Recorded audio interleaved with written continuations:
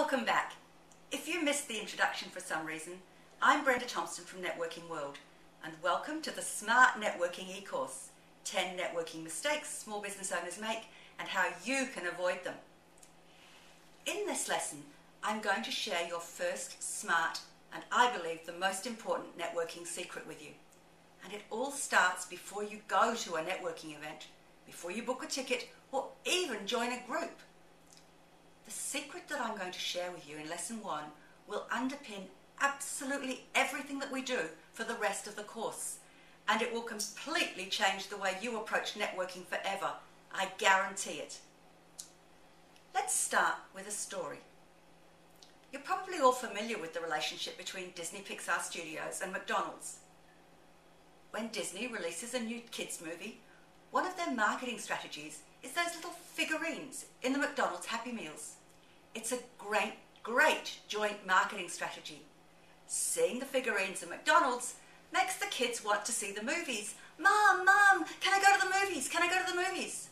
Seeing the movie makes the kids want more of the figurines, and back they go to McDonald's. That shared strategy has resulted in literally millions of dollars of additional revenue for both McDonald's and Disney Pixar Studios. And it makes sense, doesn't it? Now I'm going to come back to that story in a moment. But first, let me ask you a question. When you go to a networking event, do you go because you're looking for someone to sell you something? Well, probably not. If you need something, you're far more likely to ask your existing network who they recommend, rather than go to a networking event on the off chance that you'll happen to meet an appropriate supplier. Your chances of success are much higher even by looking in the yellow pages. Or do you go because you're looking for new clients or new customers? Someone to sell to? Be honest now. Let's face it, most small business owners are networking because they want more leads and more customers. After all, that's what you get told when you go into business. Networking is a key marketing strategy.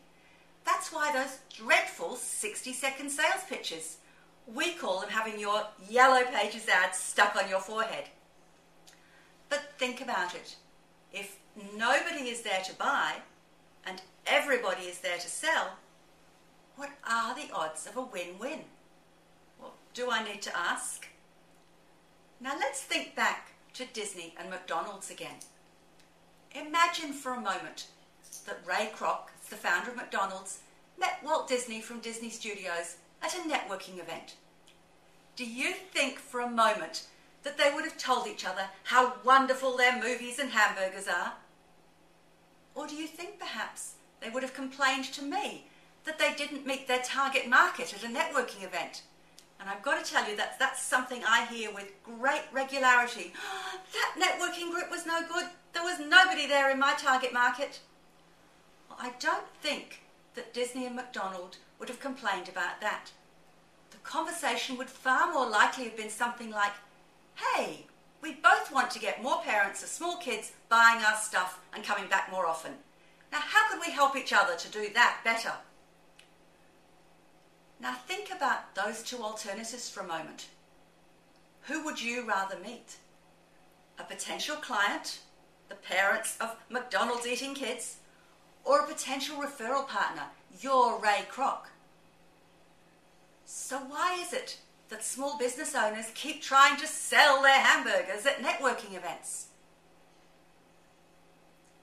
It's much better, surely, for small business owners and entrepreneurs, once you understand how to use the secret of working with other business owners, to think about how you can create strategic alliances, joint ventures, call them what you like.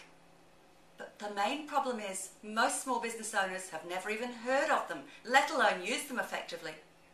But when you understand what they are and how to use them, that is going to put you way ahead of the competition. So here is your action task for this week. I want you to write a list of all the types of businesses who could refer clients to you, or to whom you could refer clients. Think about businesses in your supply chain, For example, a real estate agent, a mortgage broker and a settlement agent are all in the same supply chain. Think about businesses who spot the problems that you solve. For example, an accountant sees when her clients need a bookkeeper. A printer sees when his clients don't have a graphic designer. And think about other businesses that supply the products or services that your clients buy. For example, a hairdresser and a manicurist and a photographer. Now, when you go to a networking event, instead of looking for people who may be in the market to buy your products or services, so you're stuck with your yellow pages out on your forehead, look instead for other business owners who share your target market. It will completely change the conversation. It's no longer about the hunter and the hunted, the salesperson and the suspect. Now the conversation is between two people looking for ways to help each other. You will be absolutely amazed at the results. I guarantee it. Well, that brings us to the end of your first smart networking lesson. If you enjoyed today's lesson, please pass it on to someone who would appreciate it. You'll find the Pass It On link near the bottom of this webpage. And for those of you that do share this lesson, I have a very special thank you for you. Every month, everyone who refers someone who subscribes to this free e-course, plus the person they referred, because we want everyone to be a winner, goes in a draw to win an absolutely amazing prize from one of my alliance partners. And it could be you or someone you refer who wins. So check out the big red box at the bottom of this webpage for this month's fabulous prize. It's our way of saying thank you for supporting Networking World. Just make sure you remind your friend to put your name in the Who Referred You box so you don't miss out on the draw. And the more people you refer, the more opportunities you have to win. Now just one final reminder. If you haven't done so already, make sure you whitelist training@networkingworld.net.au so you don't miss out on any future lessons. So that's it from me for now. I'll see you again in a couple of days when I let you in on the next secret. The secret of what 90% of small business owners are doing wrong and how fixing it will make a huge difference to your business success even if you never go to another networking event. Remember, network smarter, not harder, and I look forward to seeing you again soon.